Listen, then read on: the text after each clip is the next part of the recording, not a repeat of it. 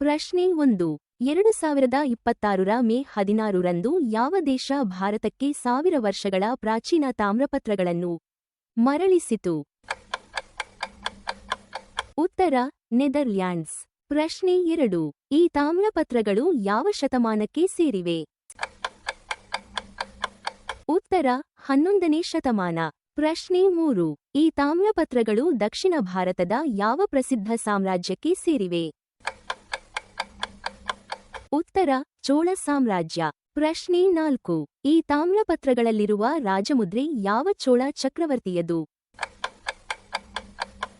ಉತ್ತರ ರಾಜೇಂದ್ರ ಚೋಳ 1. ಪ್ರಶ್ನೆ 5.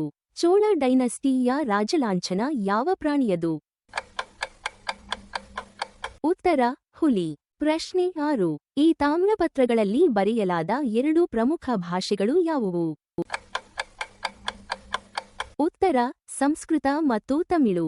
ಪ್ರಶ್ನೆ 7. ಈ 21 ತಾಮ್ರಪತ್ರಗಳ ಒಟ್ಟು ತೂಕ ಸುಮಾರು ಎಷ್ಟು?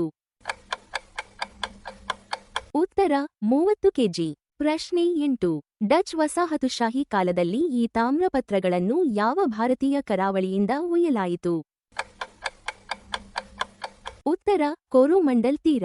ಪ್ರಶ್ನೆ 9. ತಾಮ್ರಪತ್ರಗಳಲ್ಲಿ ಉಲ್ಲೇಖಿಸಿರುವ ಚೂಡಾಮಣಿ ವಿಹಾರ ಬೌದ್ಧ ಮಠ ತಮಿಳುನಾಡಿನ ಯಾವ ನಗರದಲ್ಲಿತ್ತು? ಉತ್ತರ ನಾಗಪಟ್ಟಣಂ. ಪ್ರಶ್ನೆ 10. ರಾಜೇಂದ್ರ ಚೋಳ 1 ಗಂಗಾ ನದಿಯವರೆಗೂ ಸೇನೆಯನ್ನು ಒಯ್ದ ಕಾರಣ ಅವರಿಗೆ ಸಿಕ್ಕ ಪ್ರಸಿದ್ಧ ಬಿರುದು ಯಾವುದು? ಈ ಪ್ರಶ್ನೆಯ ಉತ್ತರವನ್ನು ಕಾಮೆಂಟ್ನಲ್ಲಿ ಬರೆಯಿರಿ. ಧನ್ಯವಾದಗಳು. ಲೈಕ್ ಮಾಡಿ, ಶೇರ್ ಮಾಡಿ, ಫಾಲೋ ಮಾಡಿ.